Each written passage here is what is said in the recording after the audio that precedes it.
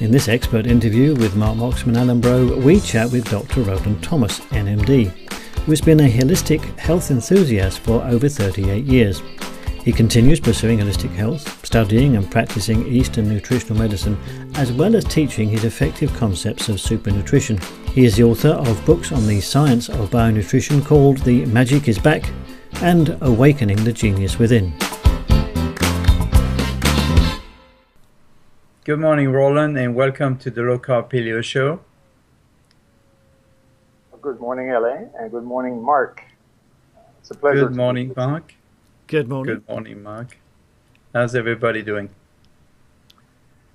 I'm doing great. I just came in from a run. It's sunny, it's summer, and it's beautiful. Sounds good, especially after all this snow you must have had during the winter. Yes. Today we have some rain here in my neighborhood. So Roland, you and I have known each other for about 15 years. That's quite a while. We met at in Colorado, if I remember. Correct, in lovely Denver. And I thought it was about time we bring you on the show to talk about your amazing product, bioalgae concentrate. I want also to clarify for the record that I've been taking your products for about 2 years now. And besides my paleo diet and lifestyle, I think it's the reason why I still look young and handsome nowadays. As a matter of fact, I just signed up to your club, your 100 years old club, right? I'm still waiting for my membership. I know. Let's live to be 100 plus. Okay. Well, maybe I can convince Mark to sign up with you. Well, I'm in the 150 club, so when you guys catch up, that'll be fine. Oh, that's why we say. Good point. That's why we say plus, the 100 plus. Yeah. But before we get to your products, can you tell us about your background? Yes, it's a long story, 65 years. I'm going to cut it short. I believe that my life changed after I was invited to a yoga camp at the age of 14. That's back in 1964, folks, at the first yoga school in Canada. And it was in a nice setting, and it was a vegetarian diet, which I had never heard of or never cared for, as being the typical Canadian in 1964. There were no, there were white people and colored people, and 95% white people. So that's what we knew of the world, or that's what I knew of the world. And suddenly I'm sitting at the foot of a yogi master, talking about spiritual things and so forth. That launched me into introspection of sort, subtly.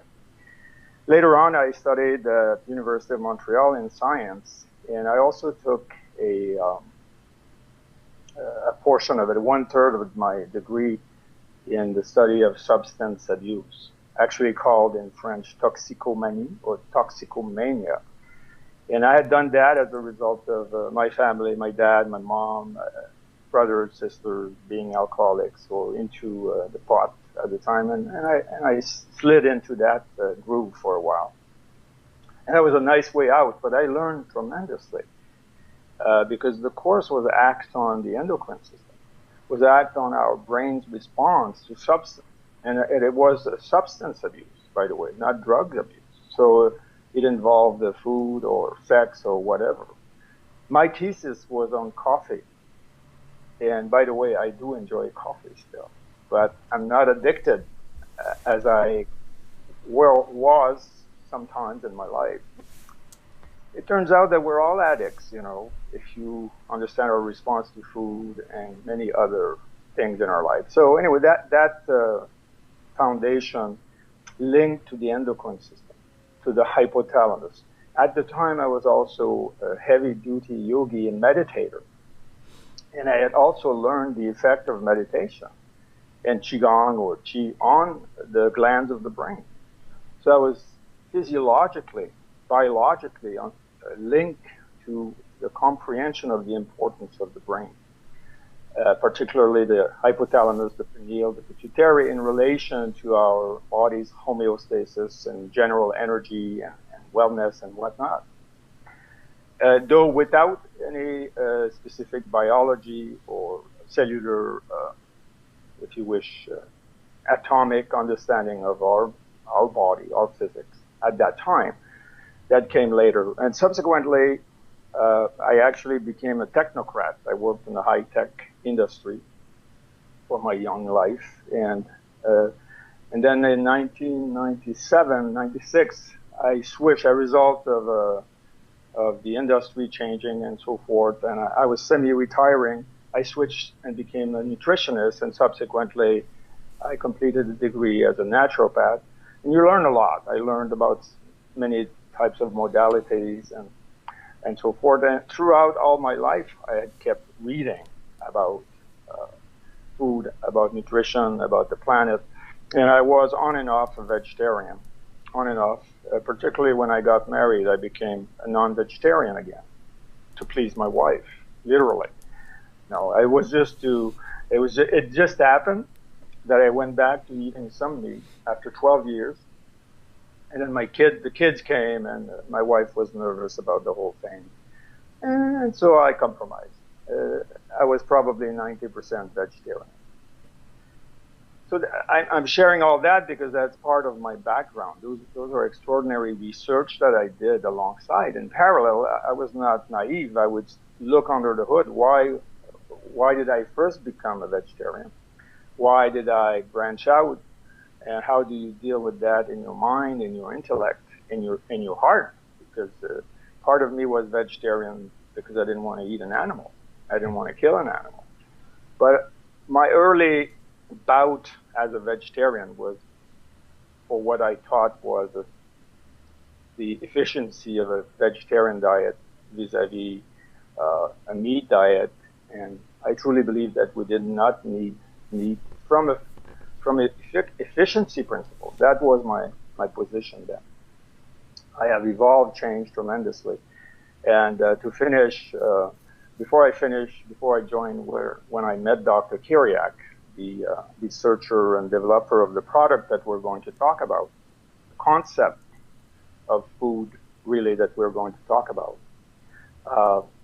When we became this time more vegan, quasi-vegan than vegetarian, it's for a totally different reason. It was not so much for health, even though I do believe for me, it suits me, but it was more for the fact that I've become convinced that the massive industry of meat and is not good for the planet. This is a fact, this is measurable.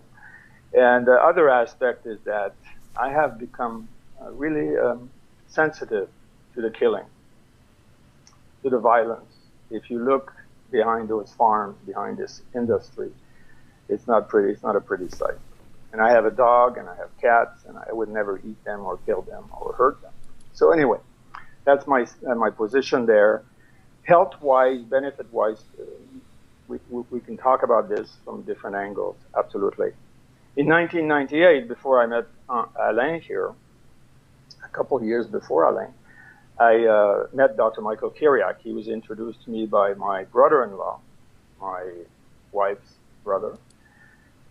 And as he was looking, he had just immigrated to Canada from Russia, and he was looking for investors to help him start his product, his concept in Canada for the livestock industry.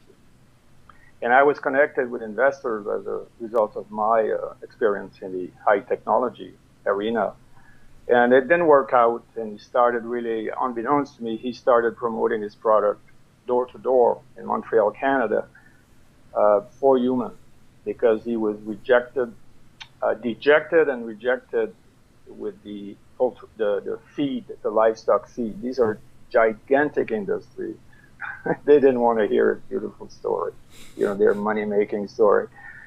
And he was a purist, he's naive, he didn't understand the American approach. He came from a communist country all his life. And he thought the government should take it up. Come on, it's for the good of the people.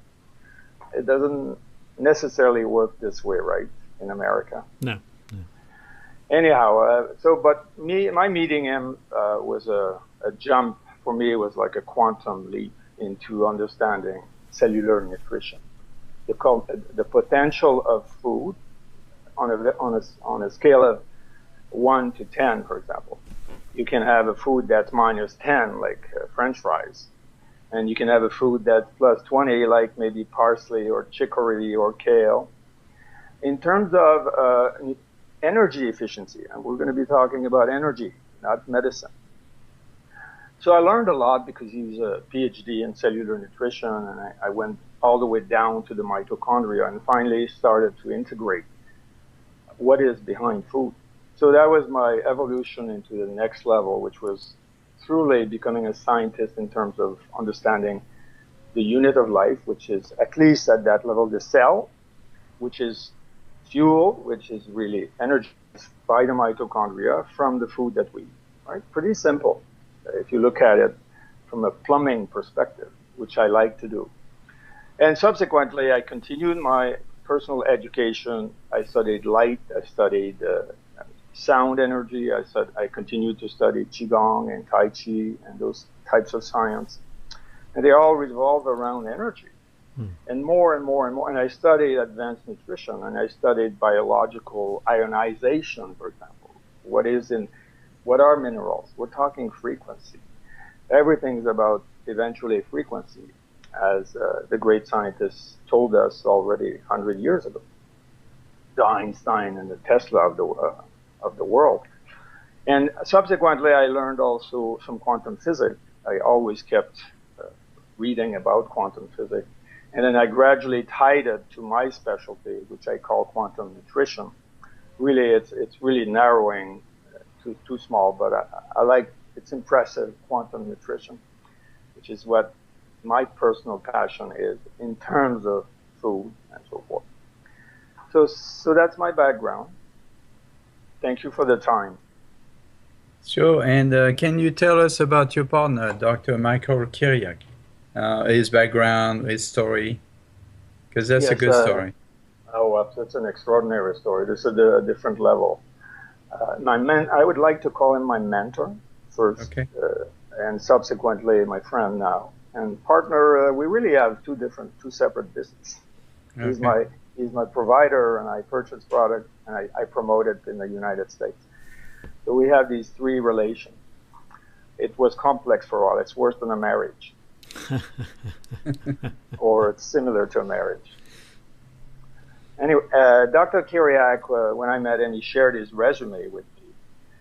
And it's a pretty impressive story. In essence, he had first been desiring to get involved into wellness because he had lost not only his father, many of his sisters, brothers, his grandfather to pancreatic cancer.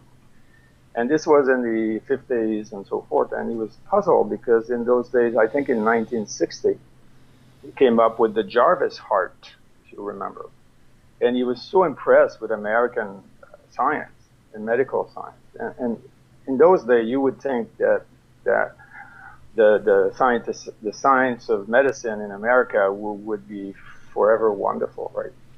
We thought so highly of American Medical Association. And it's true that it's been extraordinary for surgery, for brain surgery, for many, many, many advances. Let's not go there. Where we think, well, this would be a tangent, but where we think it's failing is with internal medicine, chronic medicine, cancer, diabetes, and all those things. Anyway, Dr. Kyriak was invited to study in biology and graduated with a degree in biology, but was invited to work in the livestock industry because he had to research algae. That was his specialty, his thesis, because he had read some papers on chlorella, which the Japanese had been researching since the 30s, since the 1930s. And they had demonstrated potential for preventing, slowing down cancers. Mm-hmm. And so he was very impressed, and he's a very, very high IQ person. He's a gifted man in terms of his intellectual. and he gets it. You know, this was unheard of to study algae in in the 60s, late 60s. He graduated in 1973. By then, a few years later, he had already studied hundreds of different algae, including the Hematococcus. I know I'm diving into a specific algae, which was just uncovered in America a couple of years ago in terms of becoming popular. As Hematococcus for its astaxanthin content. Astaxanthin is one of those carotenoids like beta-carotene, lutein, lycopene, except it's not the reputation, it is the king of carotenoids. And we can talk about what are carotenoids later. It's much more than antioxidants. So I'm just sharing with you how extraordinary his early research were when the world had no clue about algae in 1970. Maybe there was Lake Clemete and so forth. And so as a scientist, he was invited to pursue a study and to work with different test groups of animals. And eventually, with the results that he obtained in preventing certain conditions, including cancers, his mandate became, how do we prevent cancers in our large livestock industry, an immense industry in Russia? They had regrouped all the small farms onto these massive, enormous monster farms, as we do in America, by the way. And they were plagued with hygiene issues, with disease, with cancers, with low productivity, et cetera, et cetera. And so they were using, like we do here still, antibiotics, growth hormones, and anything that they could find to increase productivity. The difference between Russia and America was that Russia was a communist research perspective, meaning the research was centralized at the government level, so there was no bar. You could study light, Kirlian photography, you could study whatever you want. There was no pharmaceutical blocks. It was only knowledge. You know, the knowledge was stolen by the power. So whatever credit you had could be stolen. So that was the mode. And research was done for egotistic reasons. People wanted to become professors and be recognized at the highest level. And Dr. Kiriak had some of that. Anyway, long story shorter, during 15 years of research focusing on algae and gradually evolving not only which algae to use, how to blend some together to achieve, you know, as in food combination, to achieve more power, more synergistic power, more balance, more nutritional density. But also they developed advanced technology in bioreactor, in hydroponic science. They had gigantic bioreactor hidden behind the Iron Curtain. When we were pursuing the moon, which we reached, Russia was doing other things. They were also trying to go to the moon, but they were also investing a lot behind Dr. Kiriak science. His progress was such that billions of rupees, rubles were invested in his project. And eventually, they came to a blend that was able to prevent cancers in many of the species tested, the cows, the chicken, pigs. They had large research, one of which had 1.5 million chickens. I mean, to do that in America is unthinkable. Why? Because the cost to maintain such a farm, there were about 600 farm workers, all paid by the government to support this research. You can't do that nowadays. So that's why I say, not only is he an extraordinary person to have led this extraordinary research, but the story is extraordinary in that it happened starting in 73 and it ended in 1990 when Russia split, or when the Berlin Wall was shut down and Gorbachev released all the states, the satellite countries such as Moldova, which is where the main research center was located. That country became the poorest state in Europe within weeks of being dropped by Russia. The whole research project was dropped, the budget, etc., etc. And Dr. Kiriak, a Moldovan resident, was invited to move to Canada in 1996. And he thought it would be the promised land and that he could start over and so forth. So he accepted, came to Canada, and discovered the capitalistic, aggressive capitalistic industry, all about marketing and all those things. And he's no good. He's a Russian model, simplicity. And I say he's no good. He's a scientist. And I don't know why I brought this up, but it was a shock to him, a shock to his system, how business is conducted here. There's no cooperation, what he would tell me. Could barely speak French, Alain, when I met him.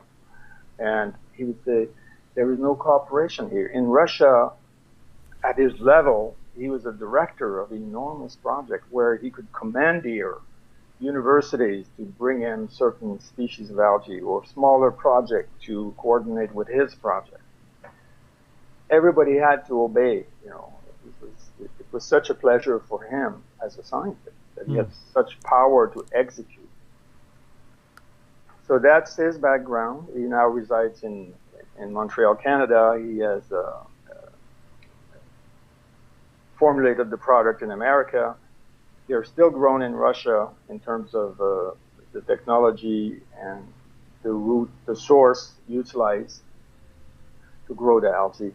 So there's advance in technology that is probably the leading authority on the technology to grow organic algae. And I use the word organic a little loosely, meaning organic is not just about no pesticide or being pure. It's about the nutritional power of the soil or the water source that you use.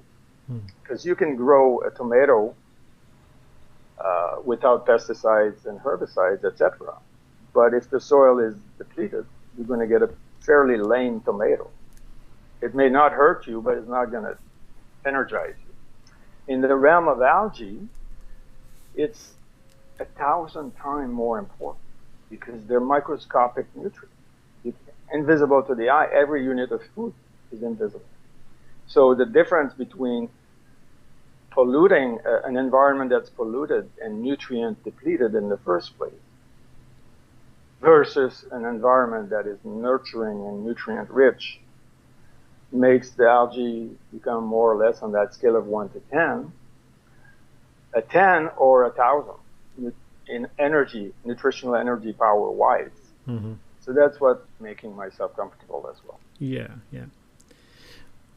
Okay, so we probably need to clear something up. Your product, which you call BioAge or Bio Superfood, BioAlgae, is not a supplement. It's food. It's concentrated food. Can you tell us the difference? Yes, we call them bioalgae concentrates as a generic name, so that when we brag about them, when we we do not claim any medicinal, any cure, anything like that, ever. But still, the testimonial that we get, the results that we get, it's pretty scary in terms of, infringing on FDA rules of the game.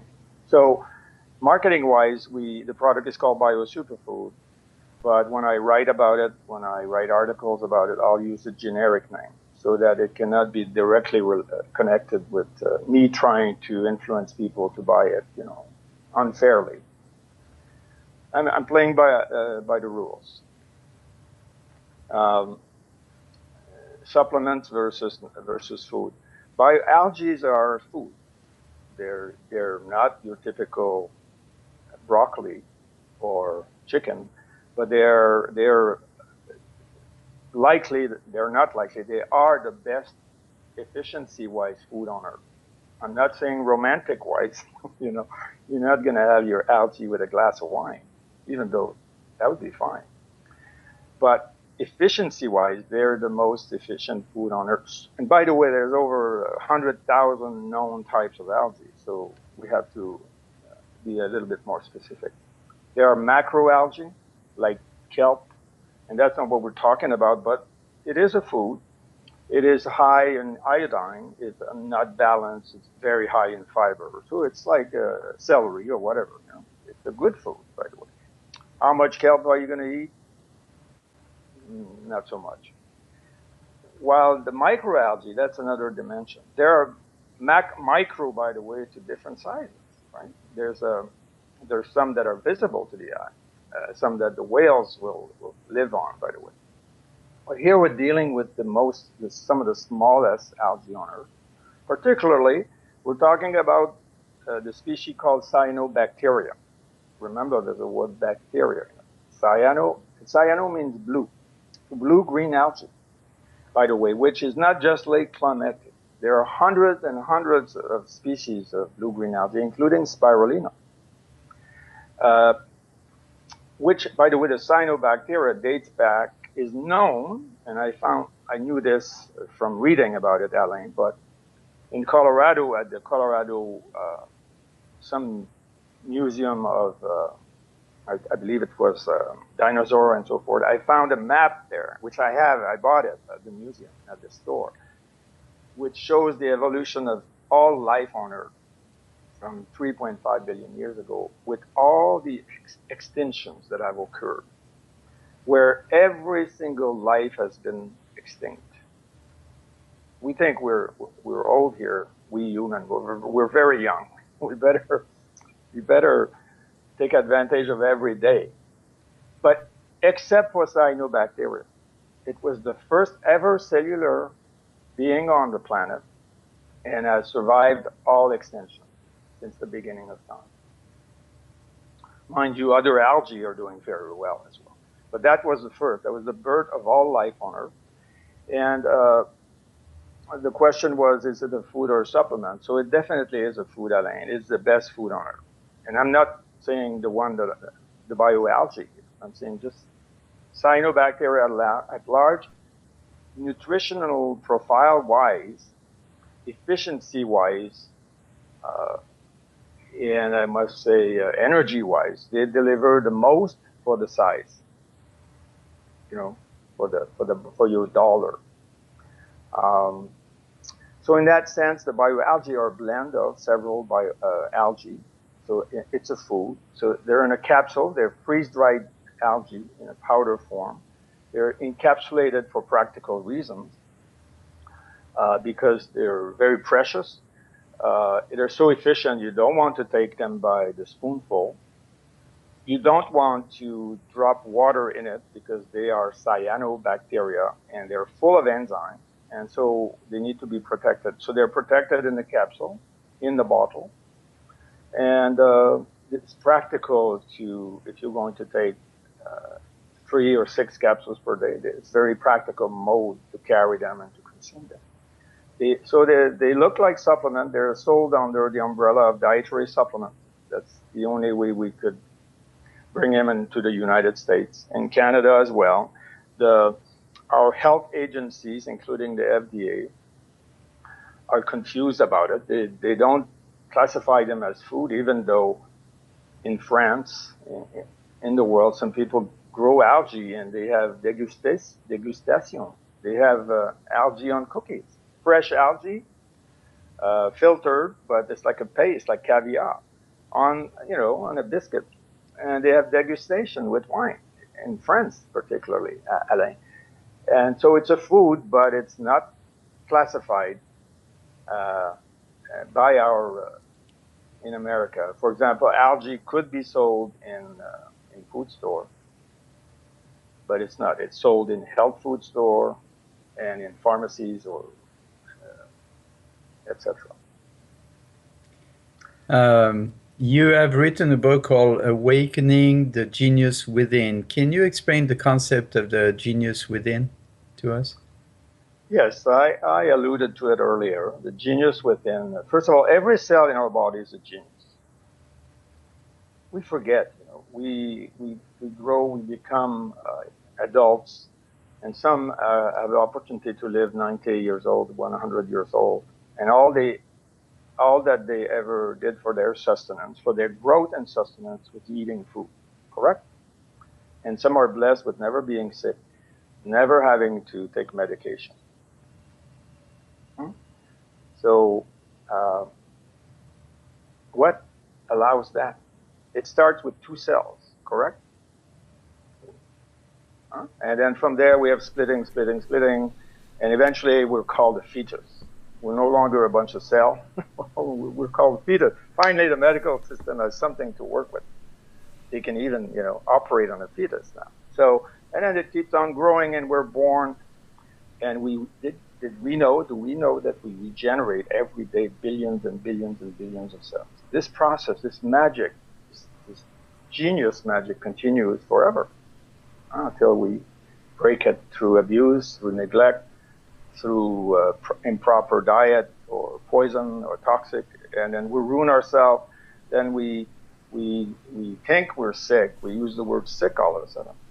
We use words like disease instead of, well, the system was broken, it's not functioning anymore, as in plumbing. So I alluded to it earlier when I was talking about the hypothalamus. Every cell in our body is more complex than the city of Houston, since you're in Texas, or Dallas. One cell in your body has more components. If you drill it down to molecular level, organelles, molecular, atomic level, than such a large city. And it's operating 24/7, and it's manifesting billions of interactions during that time, from response to the environment, to affecting, to, of course, gathering nutrients for energy, making energy, storing energy, and working to survive. If it's a muscle cell, if it's a cell that synthesizes insulin or hormones or vitamin D, etc., or if it's a sperm cell, if it's a brain cell, etc., etc. So that's the genius with them. But there is a coordination.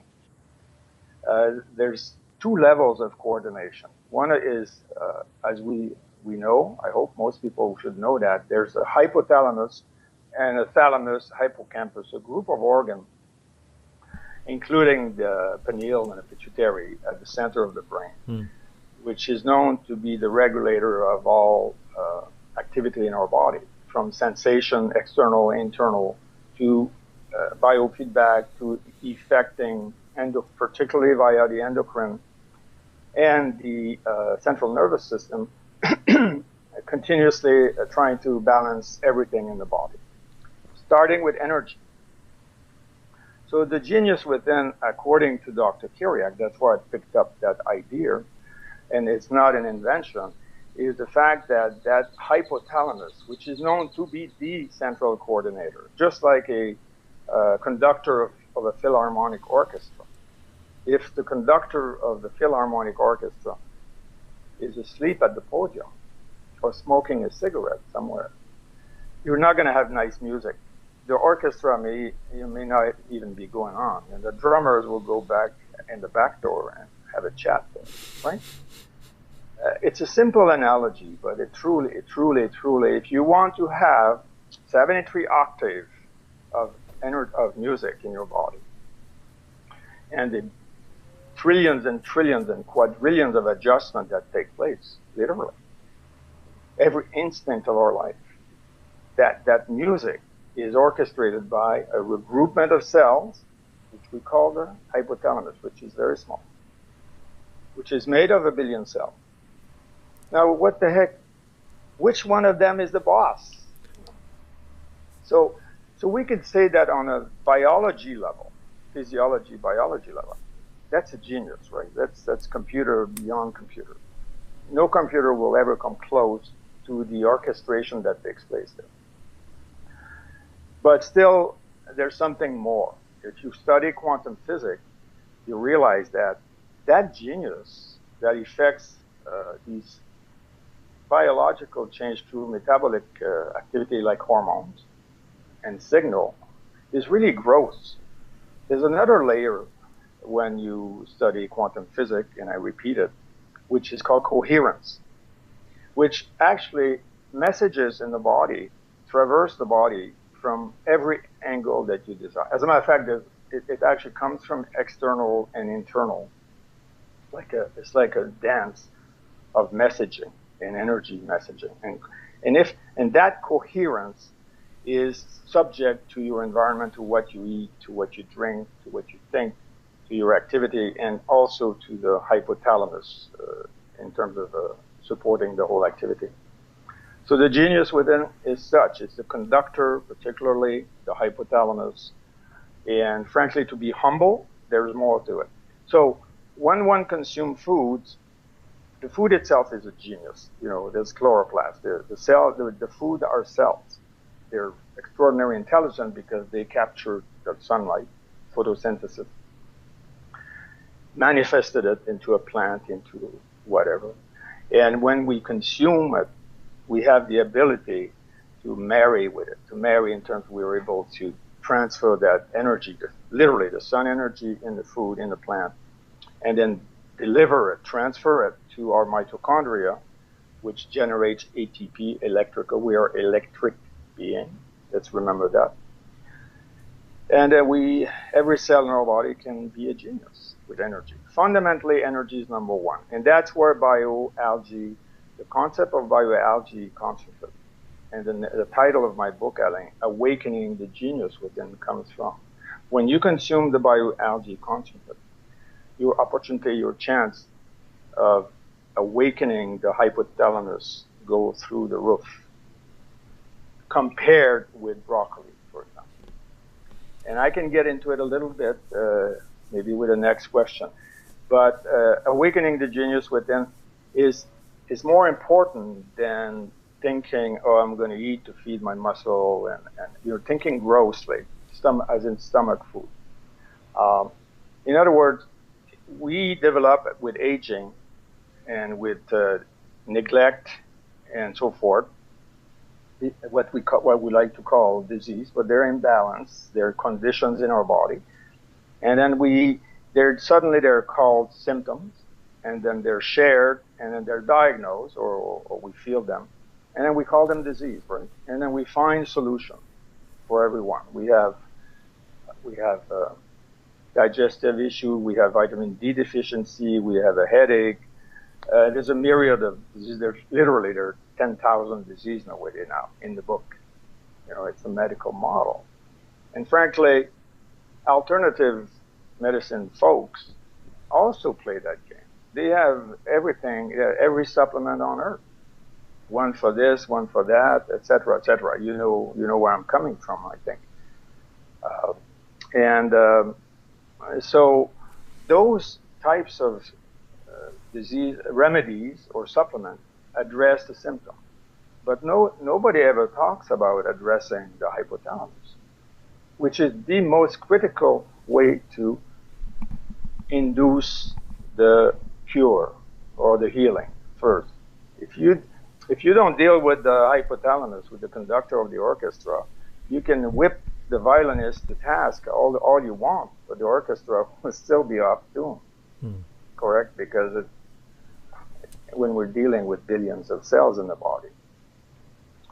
So that's the genius within. And I wrote a book called Awakening the Genius Within, which describes Dr. Kiriak's entire research from 1973, his education, his family, the various projects that he was involved in, the technology that they discovered, that they invented, the science of nurturing the algae, the science of combining algae for achieving synergy, for making 1 + 1 + 1 algae or 4 algae together equals to 4,444, not just 3 or 4. You know, synergy is the sum of the whole is much greater than the parts, as we know. But in the realm of microscopic algae, this effect of the sum being more than the part is 100-fold. Why I could explain. We could talk, like you said earlier, Alain, 3-4 hours. Thank you for that. How about the trick question? Mark and I are on the paleo diet. You told us you're mostly vegetarian. How for friends that are vegetarian and vegan and would like to follow the paleo principle but without eating animal protein, would bioalgae would be beneficial to them? It would be beneficial to anyone, but Yes. absolutely, Well, as you it's know, going to. there's the issue for vegetarian, and you know all of this, of course, but some people out there may not be as knowledgeable as you are. Is that the issue typically for vegan vegetarians? They don't get enough B12s and not the right kind of protein or the right style of protein to support health. Well, I'm not agreeing to that, but Okay. I will address B12 since you brought it up, and protein as well. And in relation to the bioalgae, uh, first of all, the statistics are not there. Let me start there to show that vegans or vegetarians will suffer from protein deficiency or B12 deficiency. There's as many cases in meat eaters of anemia and these types of conditions. And let's be fair, the top 6 killers in America are, as we all know, cardiovascular, stroke, cancers, upper respiratory disease. Now Alzheimer's number 5th. It has surpassed diabetes. Those are the top 6 that address 90% of deaths in America. What's B12 in that context? B12 has nothing to do with all of these diseases. And let's take another snapshot. B12, as you know, is created from bacteria, right? It's not a vitamin. I don't know if you've ever called it a vitamin. Just like vitamin D is not a vitamin. These are industrial, these are businesses now. Vitamin D has become a business. It was never talked about 7 years ago. I mean, it had been talked about in the early 20s because of not just vitamin D, there was vitamin C, there was crucial lacks in the poor people diet in America. And, but that's been dealt with decades and decades ago. But the fact is vitamin D is a hormone. It's synthesized at the kidney by specialized cells of the kidney. And yes, the effect of the light on the skin, which creates an enzyme, which creates a precursor vitamin D, which is stored in our liver, as well as if we can consume certain food, have a little bit of vitamin D.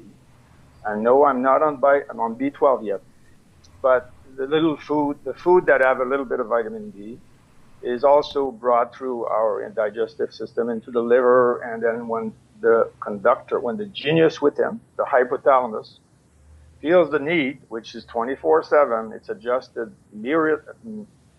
multitudes of times. When a little injection of the hormone D, it's called activated, supercharged. It's a very complex process. It's not a vitamin that you buy in the store, but it's become a business now. Just like vitamin E was in 1980, when my physician said, Roland, because I had back problem and I had knee problem and knee joint problem, he suggested vitamin E because I didn't want to get surgery and all that.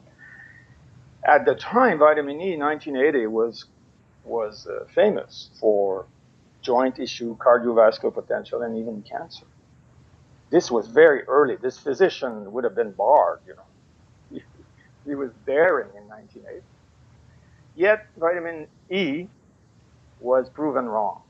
Absolutely no beneficial value in terms of as a supplement. In many, many, many large studies, it was absolutely shown to be no better than there's so much vitamin E in our diet. Anyway, make a long story short, vitamin B12 is, we don't need a lot, as we all know. It can stay in the body. It's really a process that is generated. If you have a good intestinal, particularly stomach, cobalamin synthesis, and good intestinal flora, the human body can synthesize B12 internally from the bacterial, just like it happens in meat. That's why it's bacteria in the meat. And so there's a solution if you are in good health that you would not be so problematic of not eating meat. And remember, there are many people that eat meat that are still B12 deficient because that stomach cobalamin synthesis process, their energetic capacity to synthesize and to take advantage of B12 is low. At the end of the day, it's about energy. So the bioalgae has B12 in it, but it's inconsequential. It may not be. There's debate about the spirulina B12 and so forth. I'm not going to get into that. I don't consume the bioalgae for B12, nor for protein, nor for the 15,000 nutrients in it separately as isolate. I consume bioalgae just like I consume my vegetables and my fruits for energy. Period. Now, I want to stay on B12. What happens when you consume the bioalgae? Because of this awakening the genius within effect that I describe in the book and that I described earlier, it's like a kick on the shin of the conductor, like a wake-up call when you take the bioalgae. Several times throughout the day, remember, Alain, I propose 3 to 6 to even some people take it hourly. It literally awakens the conductor. And when the brain functions better, when the coordination is better, the digestive ability, the synthesis of the light on your skin, your digestive ability, enzymic ability to break down nutrients, protein, amino acids, particularly calcium, which is a very heavy mineral, out of your food, goes to the roof, literally. I'll give you an example that's very visual. So this little B12 that may be in your diet, that's floating on a vegetable maybe, that was grown in the soil and then the bacteria was in the soil, or in the meat that you consume, is going to be taken advantage of. I assure you, 1,000 times better than before. The other thing that takes place is this internal synthesis of what we lack. One thing that I learned early on from Dr. Kiriak, that was a wake-up call for me. And I'll use the same analogy, the same example of assimilation that I want to describe was that, and I should have known that if I had listened to my biology teacher, is that we synthesize protein within our body. We synthesize protein at the nucleus and the ribosome. Every cell in our body synthesizes, composes, like an orchestra. And with the amino acids that we've eaten, and once we have a complete 12 essential, then we have what is called a complete protein, a human necessity. But if something is lacking, the cells have the ability to wait, to park, to wait, to synthesize when all is there, right? When the music is going to sound good. Or we can compensate for lacks by synthesizing. Every cell in our body, and I suggest you read a book called The Biology of Belief by Bruce Lipton, where in a short paragraph he explains how, he's a cellular PhD, how our cells can synthesize as many as 100,000 different kinds of enzymes, protein, create, based on the need of the environment, based on the need of the moment. The example I want to give you in terms of protein assimilation, calcium assimilation, and we can throw in B12 or whatever else nutrients we lack.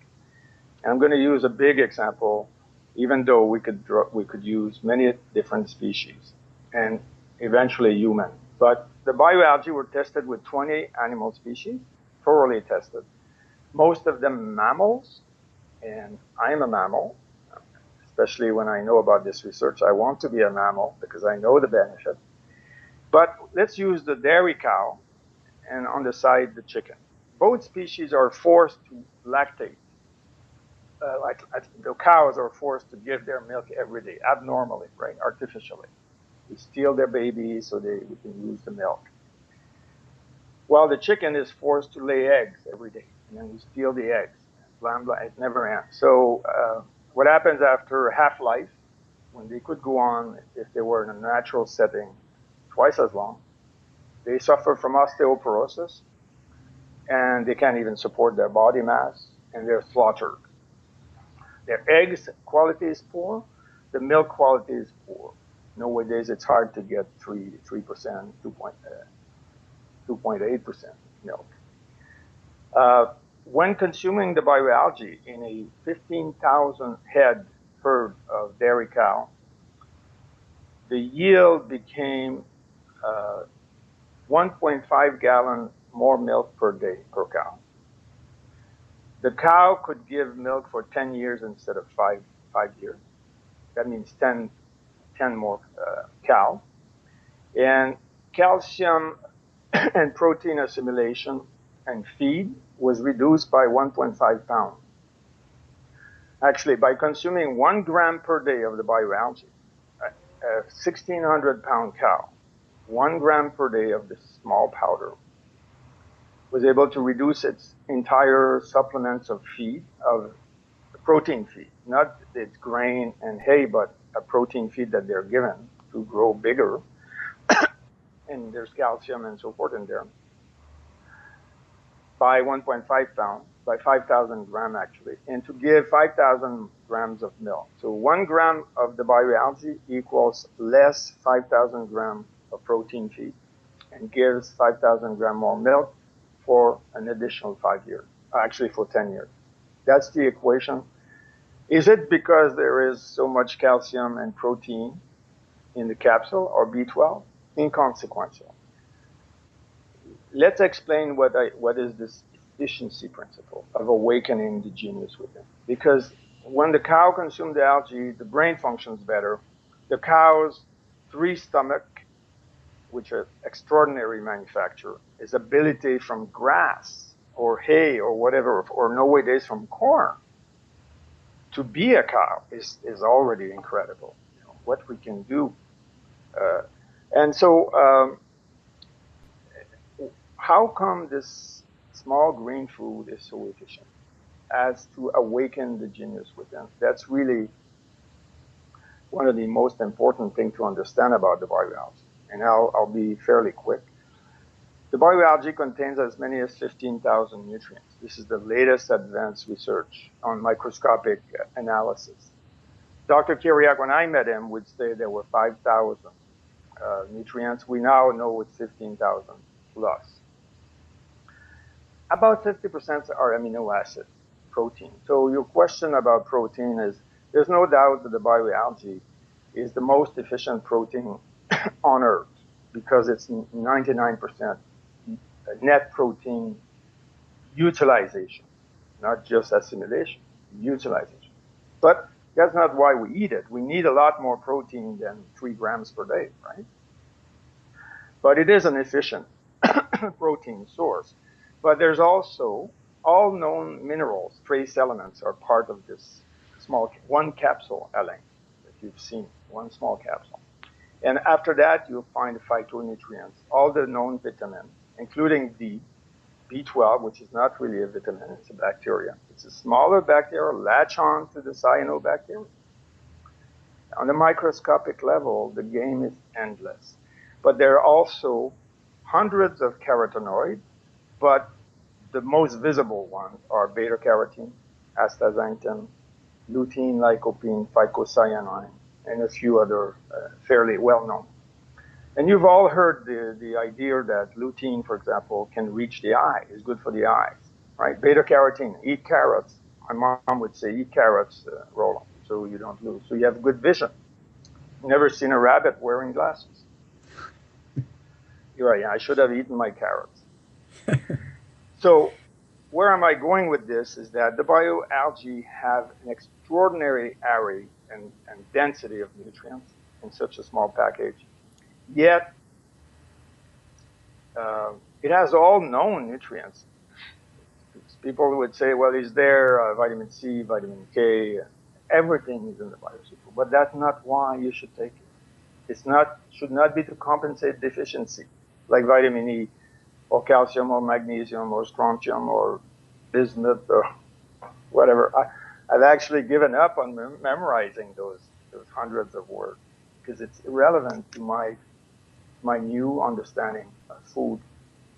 So why is the small capsule so efficient? Because It has, nutrient-wise, all that's needed. It's a perfect food. Dr. Kiriak calls it the culmination of cellular nutrition. But beyond that, it has those chlorophyll galore. Chlorophyll, the good proportion of chlorophyll, of extraordinary purity, but it also has carotenoid. And I learned that later on in the last 10 years, in my studies, in my research, that the carotenoid should not be famous because of antioxidant power. That is bogus.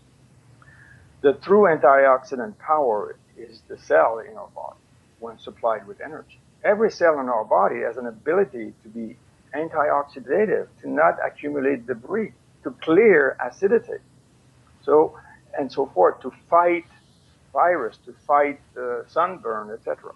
It's not the food that is the medicine. It's when the cells of the body are well nourished, well energized, they become little warriors. If all the cells of your esophagus or your intestine are energized, you're not going to come down with the cold. Yeah, the virus will come in your body, but they will have no place to go.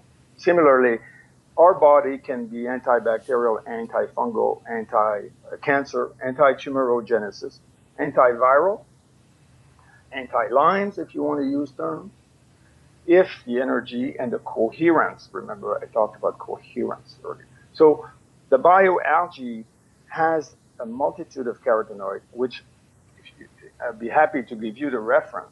If you study photosynthesis, you'll come to realize that chlorophyll has been famous as being the shepherd of light.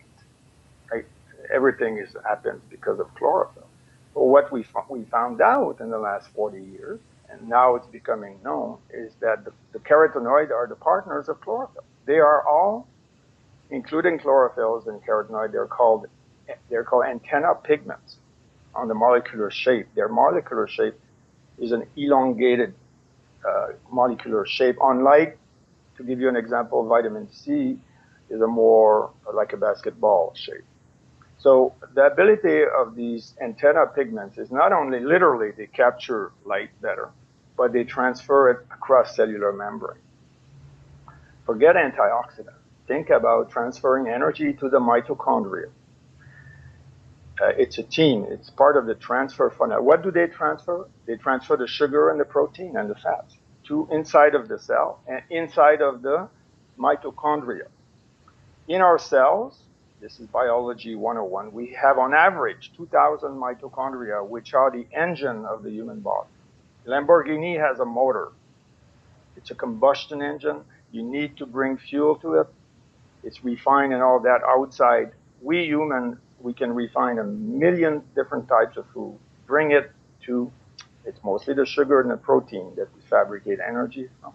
Bring it to the engine, and if the engine has energy, 2,000 engine, the cell will grow, will repair, will cure itself, will regenerate, and will protect, and the membrane will become solid and have energy, literally on the atomic electrical level. So the reason for the efficiency of the bioalgae is the extraordinary balance, synergy. It's also there are absolutely no contraindication, no toxicity, but also the ability of bringing in the body and crossing the blood-brain barrier. I forgot to mention that. Why does lutein reach the eye, or beta-carotene? Those carotenoids, because of their ability to cross across cellular membrane, like I mentioned earlier. But furthermore, to cross the blood-brain barrier, the portion of the hypothalamus, there's two sections to the hypothalamus. One which is protected more by a blood-brain barrier, which are intelligent, tight cells that form the arterial membrane. And at some point, the hypothalamus, there's no more blood vessel in it. There's no more capillaries. It's nourished through pressure, through osmosis, like the retina. And the beauty of the bioalgae is that it's so refined, it's so perfect, and so non-toxic, and so much chlorophyll and energy transfer carotenoid that it reaches the border of the hypothalamus and is diffused to the inner sanctum. And so It sounds very poetic what I'm describing. But so why does an autistic boy that I met his mother at a conference one day. His mother purchased some product, unbeknownst to us, fed one capsule to her boy. His name is Doogie. On a Friday night. Saturday, unbeknownst to us, Saturday, he was playing in the park. He buttoned his shirt for the first time in his life. She came to see us on Sunday with tears in her eyes. She embraced us because her boy, Doogie, had buttoned his shirt as an autistic, dysfunctional child. And he's been on the algae now 7 years. And he has performed better than normal. He's now in a normal school. He has been able to bicycle, which is very difficult, to walk on a high beam. Those were tests that you do with autism. Why? Is it because bioalgae is a medicine? No, it's because, and why did it occur so fast? And by the way, not everything occurred at the same time with the boy, but that's what she remarked on a Saturday morning. Later on, she remarked that he was more social, less afraid. Why? Because when you nourish the hypothalamus, the result is that your overall nutrition will be more efficient because of your overall energy coherence, your ability to break down out of your diet, whether it be paleo or vegan or raw or typical American diet, your ability of your body to extract out of your McDonald's hamburger, if you so choose, will be tenfold. The ability of extracting calcium, the most difficult nutrient to extract out of our food, goes up the roof. We have 80-year-old women that are no longer deficient in calcium, that are no longer suffering from osteoporosis. Their doctors are scratching their head. It's impossible. And the cows do no longer, because cows lose their calcium to milk by giving it constantly. And same thing with the chicken. They lose the calcium to the eggshell. And the eggshell even becomes weak. And the cow and the chicken cracks. The bone structure can't hold their body. Well, they're kept in cages anyway. While when they consume a very small amount of the bioalgae, they can go on laying eggs for 24 months instead of 12 months. Is it a miracle? Is it a panacea? It is, but it's the miracle of food. It's the miracle of the human genius. So, believing in the B12 theory, myth, just like the protein myth, that it should only come from meat, is my stance. But I am not, I look under the hood. What is food? Food is about energy for me. So protein is protein, whether it comes from meat or from broccoli. Protein is protein. It's not actually protein, it's amino acid. Right? And the dilemma between meat and non-meat is that meat contains the entire necessary protein, amino acid subset. There are over 22 amino acids, but I think it's 12 or 14 that we need to form a full human necessary protein. But what we know in nutritional science is that the human body has the ability to eat broccoli one day and peaches and whatever, kale and so forth, and keep in store what's needed to form a full protein. The bioalgae has a full protein. It has all 22 amino acids. Remember I said net protein utilization for human, 99%. So I'm going on a tangent here about my understanding of the different diets. Diets are like religion. There's 100 famous religions and 1,000 subsets and a myriad of other jungle religions. And yet there are unifying value in some. And if you were to regroup all the message of all religion, is thou shalt not kill, thou shalt not sleep with your brother's wife, thou shalt, if you really go into many of the religions, you should eat properly, you should da. Well, there's many more diets and books. There are thousands of books, thousands upon thousands of books, and 1,000 written every year about suggestions of diets, right? And I was really puzzled with all that with all my life, except I tend to look, I always look underneath the hood. I always read those books and try to punch holes in them. And eventually I had a eureka moment. It took a long time. It's still happening. Underneath all the diets comes protein, vitamin, fats, all the nutrients that we need. So what we need to get is those. It's not paleo or this or that. How you get it, it's your choice.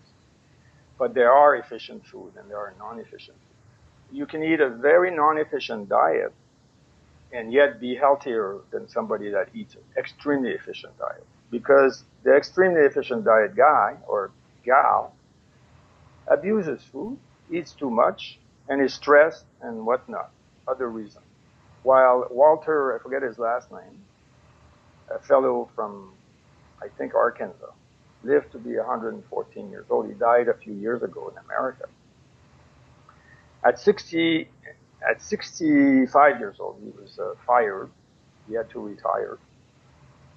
And his wife passed, and he found himself at a turn in his life, but he was overweight. He didn't feel well. He was uneducated, not necessarily educated in terms of academics, certainly not in nutrition. And as a simple man, he decided that he didn't like the way he felt, so he said, I'm going to do something about it. And all that he changed is he stopped eating dinner. He got a new job. He worked till he was 99. They let him go because his eyes was giving up on him. He became a volunteer in the library till he died 13 years later. He would stop in the morning at the diner, and he had his eggs and steak or some breakfast, bacon, and he had a small lunch, and he didn't eat dinner. He lived to be 114.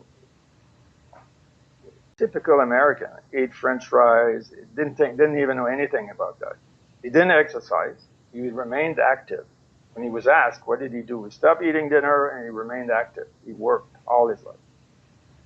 How do you deal with that? You know, or here's another example. There are 100 millions upon 100 millions of vegetarian and vegan on Earth, and most have been around way before America, right? In Asia, in China. They don't have B12 deficiency. They don't. They live long. They're 90 years old. They carry bags of rice. All this debate, right? So I look under the hood, and I recommend that you try to find what it is that you're looking for in a diet, not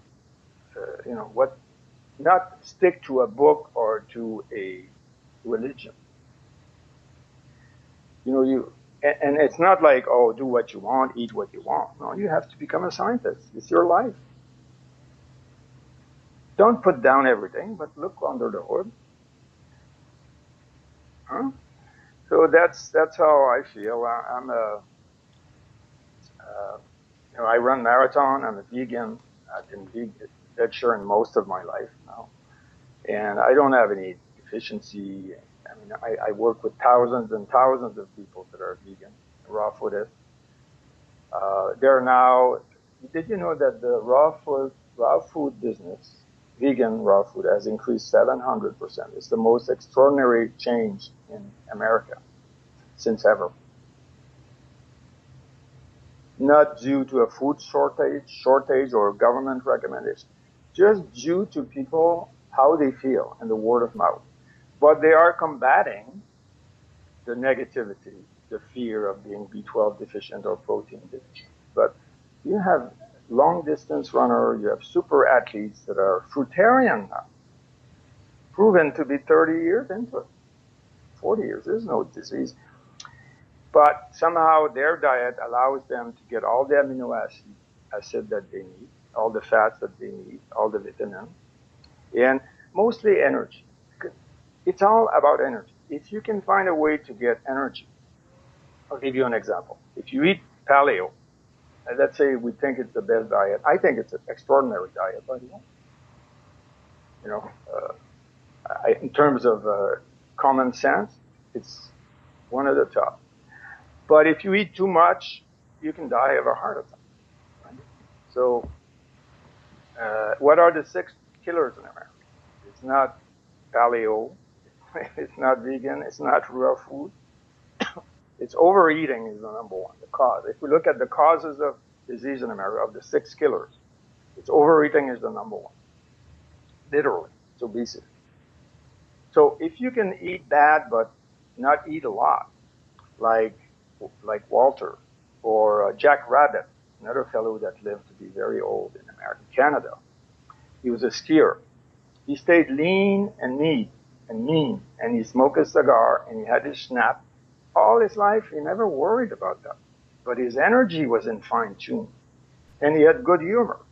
He didn't worry. He didn't stress. He wasn't worried about B12. I know I'm going on a tangent here.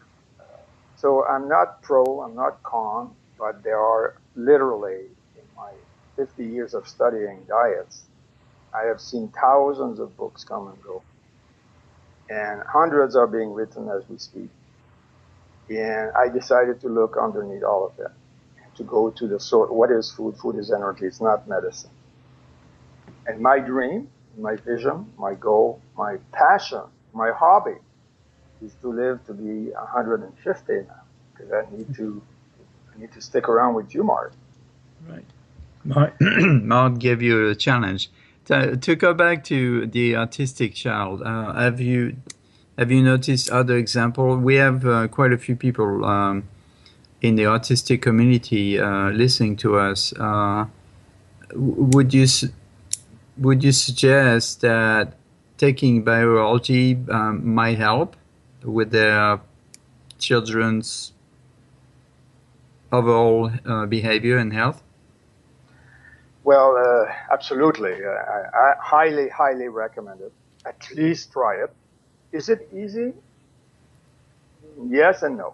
There are times when you start a child without changing anything else, and they'll have reactions which may be emotional, which may be a temper, tantrums, and so forth, because of the energy shift and endocrine shift. But there are moments of beatitude, of bliss that the parents notice from the behavior of the child. So it's a rocky road if you start too abruptly, if you don't start gently. So we have recommendations how to start. Now, to be fair, the bioalgae, for example, with epilepsy, with ALS, with Parkinson's, we have results in all those spectrums, all those conditions, depression, athletes, bipolar condition. There's an effect on the brain that is undeniable, that is quasi-immediate, but it has to be managed. But to be really frank with you, if you smoke cigarettes, like my mother-in-law just passed from lung cancer. She smoked 83 years, didn't want to stop smoking with a black lung.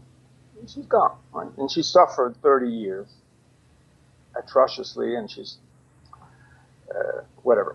But I was going to say that autism is a complex condition. It just, the chance of coming around 100% there are none, right? Statistically.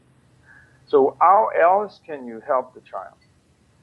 Absolutely, there's a tremendous work to be done with the diet. And most of the time, autistic child, the norm is that they're crazy. They just latch on to certain food. That's all they want. You can't argue with it. So the nurturing should be as the earliest that you start on a good diet, whether it be paleo or not, by the way. On a good balance, lots of vegetables and fruit and whatever else. If you can train the child as early as possible, otherwise you can't change a 7-year-old to change their taste bud, their addiction. You know, they'll have tantrum upon tantrum upon tantrum on you. You may get them to take the bioalgae, and you will get results, but it'll be mitigated. It'll be limited by the diet. Because remember, the bioalgae is a diet. It's part of your diet. It's a complement, not a supplement. It will. I mean, there are instances that people don't change anything to their lifestyle, negative lifestyle, and they have, let's say, a thyroid condition, or a good example would be chronic fatigue. And they have, within a week, They have extraordinary results where they see the light, where finally they become social, they come back in the world, and the chronic fatigue is dropped down by 80%. But sometimes it doesn't last because the effect caused by awakening the hypothalamus, it's not that it's temporary, but it's like extraordinary for a while. You feel it. But if you continue the lifestyle, the poor diet, and the stress that cause the chronic fatigue, or that may be part of the chronic fatigue, you're going to have a better life, better quality of life. I highly recommend to anyone desiring better health and longevity and vibrant health to look at the diet. Right. Properly. We've had two guests over the past year, Dr. Shana Young and Dr. Walls. Both of them treat different conditions, one autism through modified paleo diet, and the other one MS through modified paleo diet. Not claiming that the paleo side of the diet is the part that's helping, but the commonality here is that improving one's health through food intake or change of diet. So you're definitely in that camp. Yeah. With Dr. Walls, it's a case of her book is called Feeding My Mitochondria, or something around that. Yes.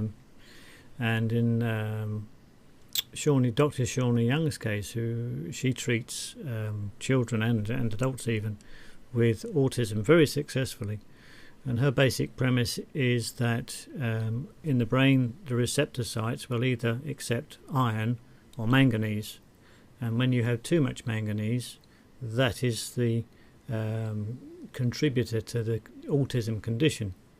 If you can cut down the manganese a child eats and give them a diet rich in iron, that totally reverses the effects of autism. That's an massive extreme, effect. That's a pretty extreme theory.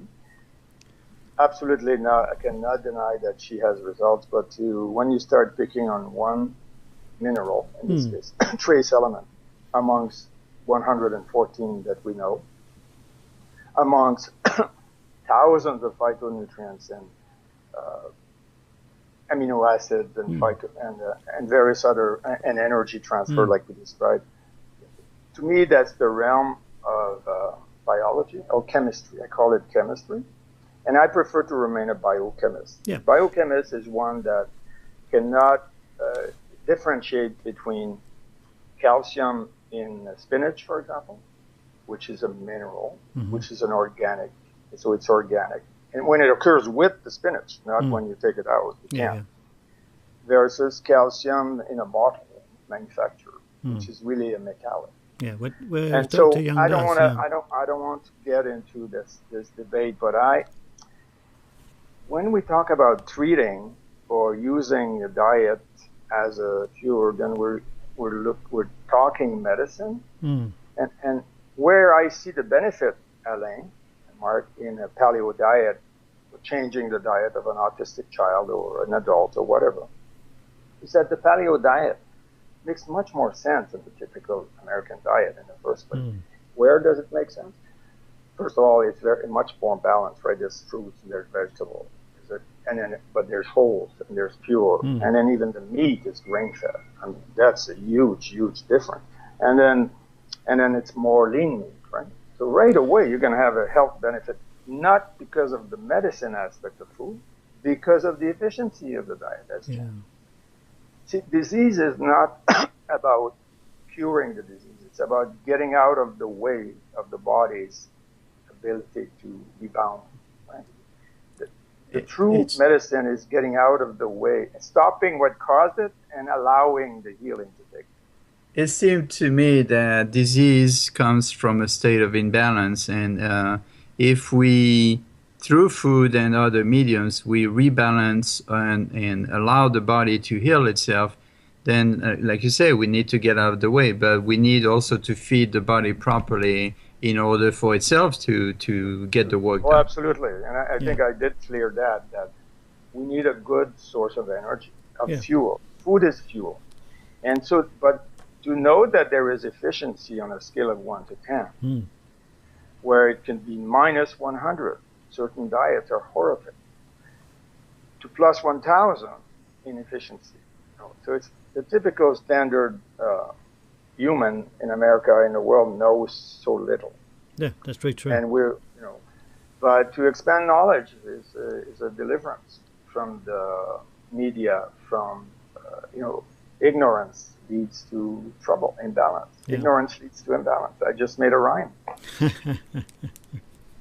And it's not a disease. If I like to look at the human body, even though it's the most complex frequency being on Earth, the most of all species, the human body is the most sophisticated and has the most components in terms of cells and items in the cell, billions of, more than in a galaxy in one cell. Yet, I look at it as plumbing. What comes in must go out. If you eat too much and you don't digest it, you're going to have accumulation. You're going to have plaque. You're going to have debris. You're going to have arterial plaque. You're going to have fat around the arteries, fat around your organ. You're going to have acidity. When you have acidity, you're going to have rusting, oxidation. When you have rusting and you have acidity, you're going to have fibrins all over. You're going to have little debris. The bacteria will take over. You're going to become poor bacteria. You're going to have virus. Critters will love that crap. It's like a swamp. When your cell are swampy, that's when you're subject to infestation, to infection, and so forth. Yeah. And literally that condition can happen when you just overeat, no matter what your diet is. Exactly. So did I talk about disease or medicine here? No, I talked about plumbing. So you need to hydrate the system. Hydrate. You need to bring in the proper fuel. Just like you bring refined fuel to your Lamborghini engine, right? So we have hundreds of miles of pipe of fuel line in our body. And so we need to bring the fuel to the mitochondria in the most efficient way, in the least burdensome way, and the least debris-causing way. So let's take the example of broccoli, celery, salads, and a few fruits all day. These types of food, they're efficient in that, well, they're quickly consumed, so we need to eat more often because they don't give energy a long time. But they don't leave debris. They're quickly broken down. You have quick energy bursts, and a healthy one. But they're cleared, and you don't have acidity in your body unless you eat oranges, particularly orange juice all day. That's too acidic, right?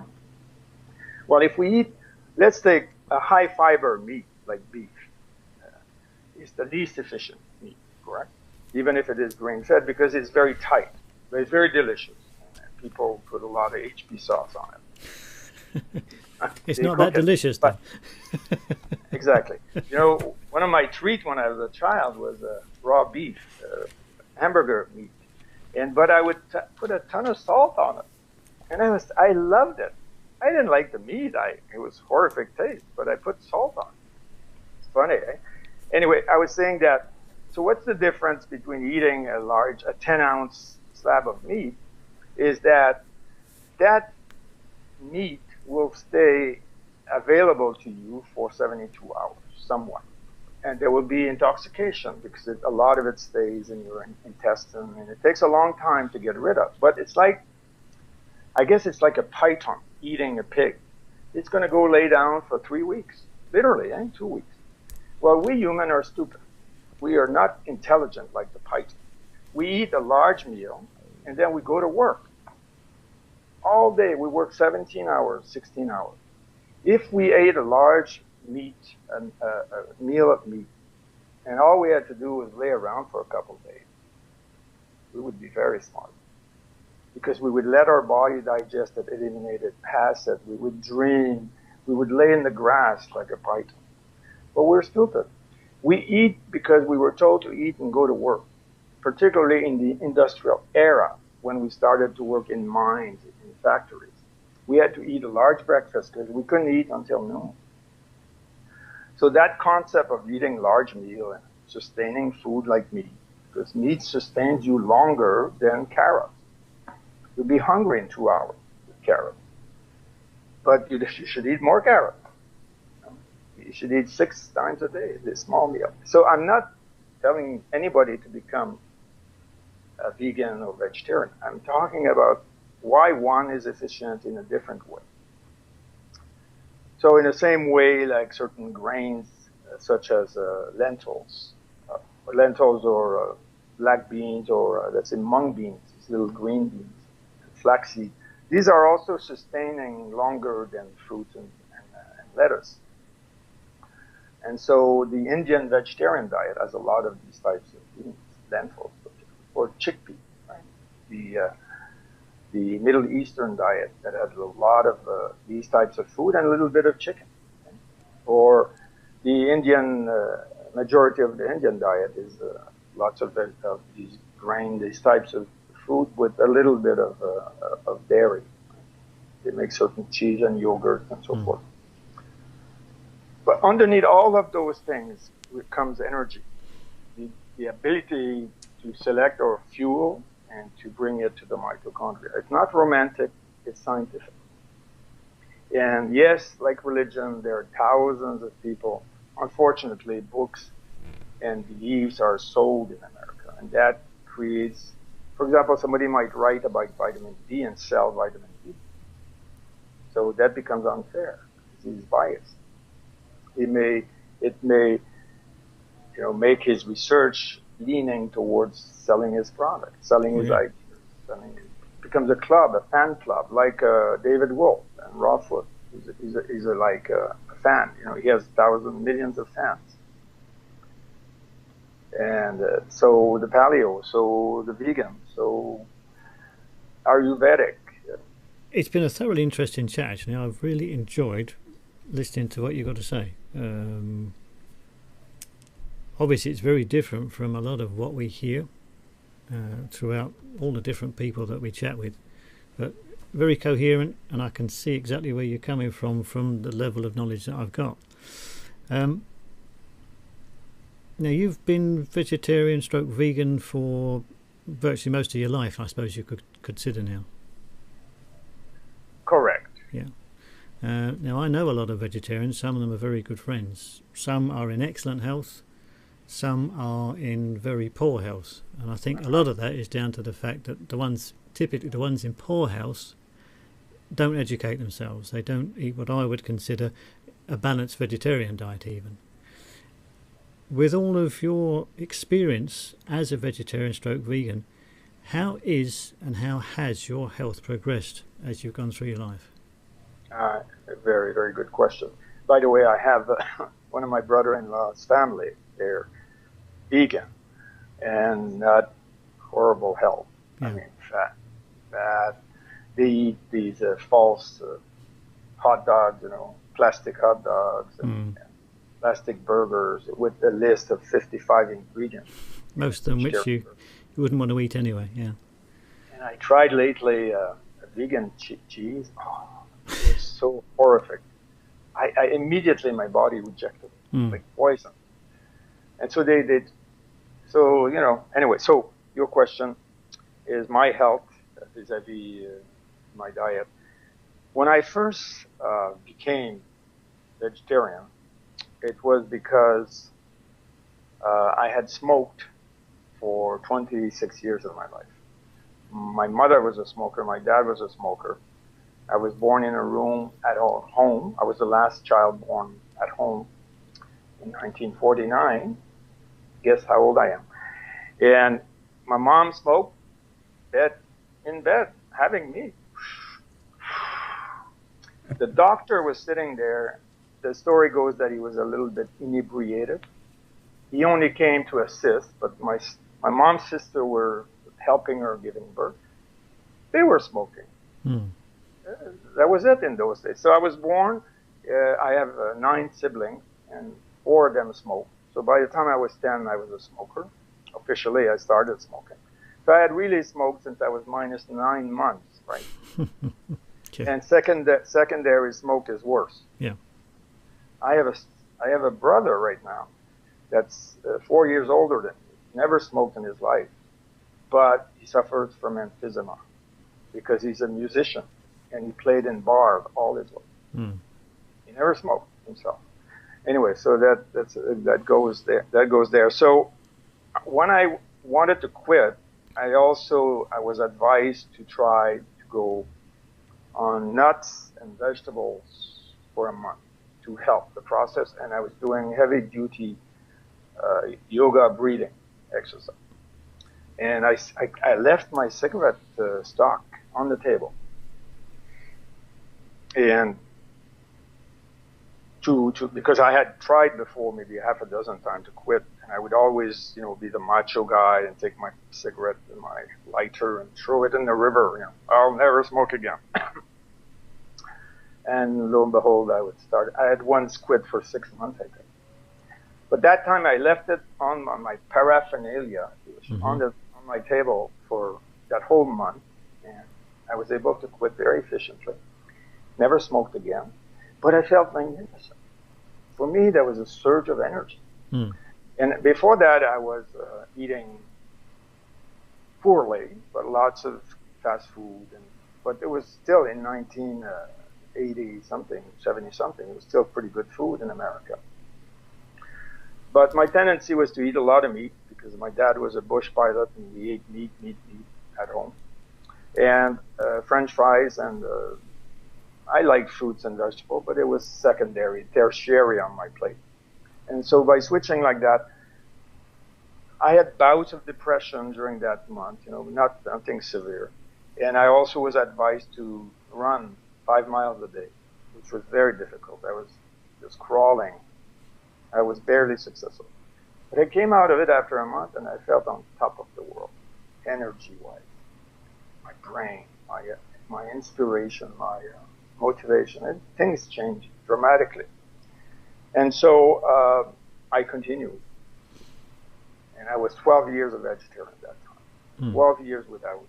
Actually, I was really anal about it, and I was a pain in the arse of all my friends and family. I was a preacher. I read all the books about, the human body has the teeth and the intestinal, like a monkey, we should not eat meat, all those things. So I was just a preacher.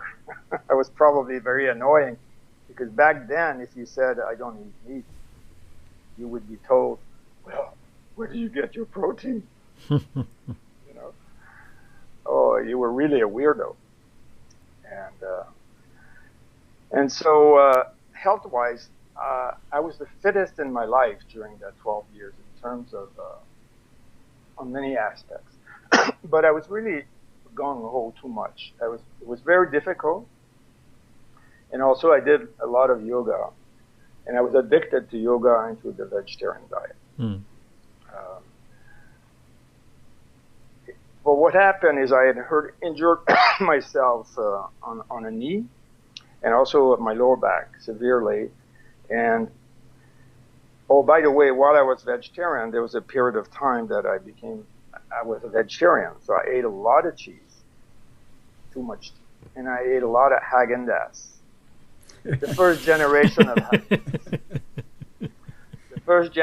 Häagen-Dazs. For me, it was like my meat. Yeah. Every night I would watch some soap movie or something and eat whole carton. That was not good, So anyway, I know it has nothing to do with being a vegetarian. So, but to your point, that some vegetarians, they eat very poorly, or vegan. I'd like to. If they don't have. I'd like to insert something here.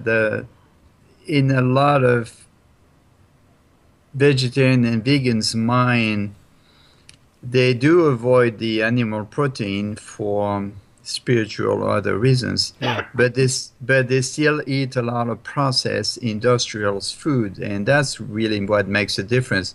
You could be vegetarian, vegan, and eat all fresh foods like you talk about.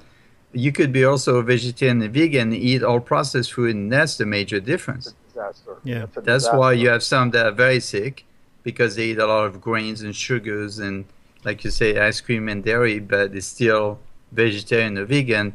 But if they stuck to the fresh food, that makes a world of difference. Absolutely. Yeah. Absolutely. Whole food, fresh, you know, like if you're going to have meat, have it beyond, you know, organic. In other words, eating a more natural setting.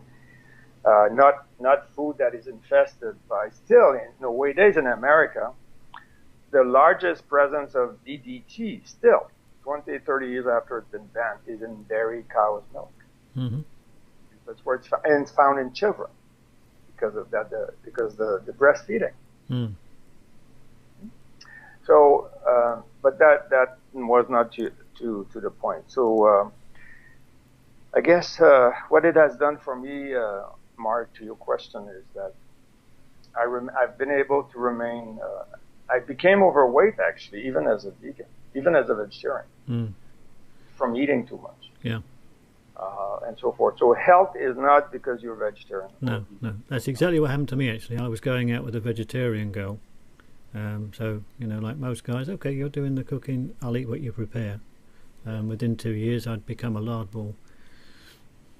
Yeah. When I at the age of 48, when I met Dr. Kiriak, I was in trouble. I was overweight by 45 pounds.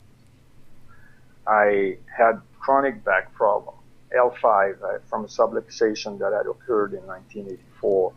And I had knee surgery early on, and I had arthritis, and I couldn't run. I could barely actually lift my daughters when they were 4 years old for fear of pain. I couldn't help my wife with boxes and stuff like that. I couldn't play tennis anymore, and my dream of running a marathon, I wanted to run the Montreal Marathon, was out of the question. And I was pessimist about my future, and I had bouts of bipolar condition, as is the trend in my family. And what changed for me was the bioalgae. It was immediate. Yes, when I started consuming the bioalgae without changing anything else, it was like day and night. And my theory is that even though I was not terrible eater, that I was not terribly obese, I was overweight, was that I had developed chronic inflammation response to certain areas of my body, particularly the lower back and my knee. Chronic inflammation is when there's a particular spot of pain, particularly when it has to do with nerve, and the lower back is the number one place in the human body for a problem like that, because it's not hydratable easily. There's little circulation there, and it's a critical region because it holds the entire structure. L5 particularly, sitting on the sacrum, and because I had a subluxation, the healing hadn't taken place, and inflammation is a protection, correct? Early on, inflammation says, "Oh, don't touch me. Yeah, I'm healing. I'm not ready to heal." Yes. And so it remained for all those decades. And when I started to consume the bioalgae, I believe that the awakening of the hypothalamus caused a more aggressive regulation effect, energy-wise. And I'll give you the best example after that. Push to the extreme of the body, even to your big toe. And as a matter of fact, one of my big toenail was dark and dead, the results of 3 surgeries to remove it. It grew back dark and thick and black. And within a year or so of consuming the algae, it became pink again and purple. But back to my back. When I began to consume the algae, I found myself sitting 12 hours a day, with forgetting that I had a back. And literally within weeks that happened. And then subsequently, my story is well documented. I started running. I ran a half marathon in the first 6 months, and I ran 4 marathons the following 12 months. I became addicted to running. I have an addictive personality. And if you know how many miles you have to run in between marathons to practice, that's like dozens of marathons in 1 year. But what was wonderful for me, which really made me a believer more and more and more from my skepticism about the bioalgae, because you don't believe in miracle, right? You're skeptical, and you should be, And I questioned Dr. Kiriak. I wrote the book. I investigated his life. I looked under his hood. I really wanted to prove it to myself and eventually to the world. But when I first started to be able to sit, my depression was gone. It was an amazing feeling of steadfastness. And I wasn't changing anything. As a matter of fact, there were certain things occurring to me that was extraordinary, such as a glass of wine. Normally, before that, I would be enjoying 2 or 3 on Friday night. I just couldn't stand it. I would have one, it was delicious, then my body immediately went, shh, enough already. Chocolate bar, which I enjoyed. No way, Jose. I've been boycotting all fast food joints. Not with black card and anything like that. I just don't go to McDonald's. I don't consume any Coca-Cola product or Pepsi or anything. Just because my battery is running low. But yeah, my battery is suffering, guys. And these things happen from inside. It's like my body had an aversion to acidic things. That's what frequency shift does to your body. So I heal. I'm 15, 16 years later. I run marathon. I have boundless energy. I can stand on my feet from 5 in the morning, which has been all week this week, because I want to play golf later. So I do all my work in the morning. I play golf. Then tonight we're going samba dancing. You know, I'm 66 years old. I drive my ball longer than my buddies that are 56. It's an amazing product. I mean, it's a good thing my battery is going down because I could talk about it. Guys, there's so many stories. And you know, we've been focusing on me, but the cases, you know, the thousands of people that we work with and the hundreds of clinics and hundreds of physicians and various chiropractors and other centers that use our product, including some cancer clinics. And we have groups like carbon monoxide poisoning. I have worked with hundreds of autism family, diabetes and whatnot, and always not from a medical perspective, always from a nutritional support perspective. I compare the bioalgae to, if you guys are old enough to remember this, maybe not you, Mark, to the STP that you put a little tube of STP in your gasoline, and you're going to get 30% more out of your fuel, and it's going to clean your engine. That's what I compare the bioalgae to. It's like a bullet. It's a nutritional bullet because of efficiency. Yeah. Not because of medicine. No. To remove the medical, to walk away from the medical model from you, it was Eureka, was a deliverance of such magnitude. Yeah. Mind you, guys, if I cut myself, my arm today, I'm going to run to the hospital. If I have an infection, which I had in Florida 2 years ago, here, from an ingrown hair, I think. I'm in Florida, and it's growing. My cheek is becoming red and thick. What am I going to do? Take bioalgae? That it occurred, it was a topical infection. I went to the local clinic and got some pills, right? She gave me an injection, the physician there, of antibiotics, and took her prescription, and boom, the next morning I was fine. This is extraordinary.